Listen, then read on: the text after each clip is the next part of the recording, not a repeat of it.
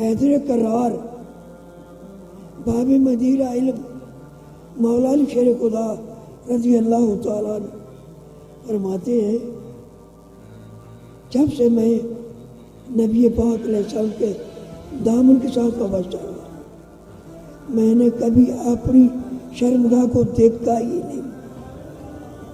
کیوں؟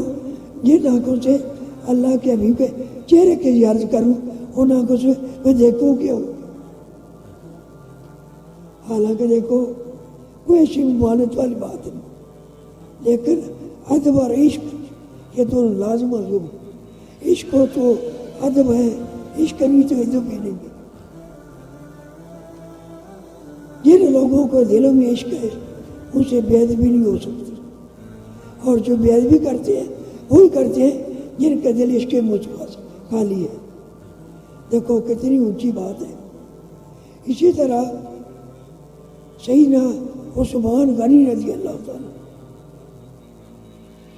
فرماتے ہیں جب سے میں نے اللہ کے حبیب کے ہاتھ میں ہاتھ دیا میں نے کبھی دایاں ہاتھ اپنی شرمگاہ کو لگایا ہی نہیں.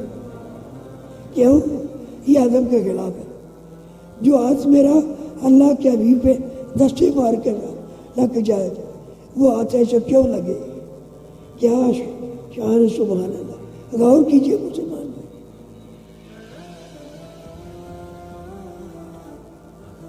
آگے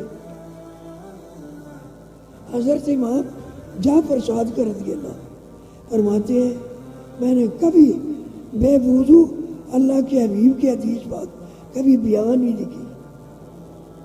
سرکار کی حدیث کا ادب کبھی بے وضو کوئی حدیث بیان نہ کی. ان کے بعد سیدنا امام مالک رضی اللہ تعالیٰ عنہ کوئی آتا نہ دروازہ کھڑکاتا تو فرماتے خادم سے فرماتے جاؤ جا کر پوچھو کیوں آیا ہے. اگر کوئی کہتا نا جناب میں نے مسئلہ پوچھنا ہے آ جاتے باہر پوچھ کیا پوچھا. اگر آدمی کہتا نا جناب میں نے اللہ کے حبیب کی حدیث سننی ہے اگرچہ باوجود کیا کرتے غسل کرتے کپڑے بدلتے خوشبو لگاتے. ایک تخت بنا ہوا تھا وہ تخت بچایا جاتا اس پر بیٹھتے پرچہ اب پوچھو دیجیے پاک.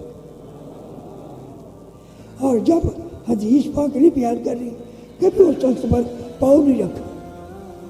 یہ حدیث پاک کا ادب ہے. سبحان اللہ.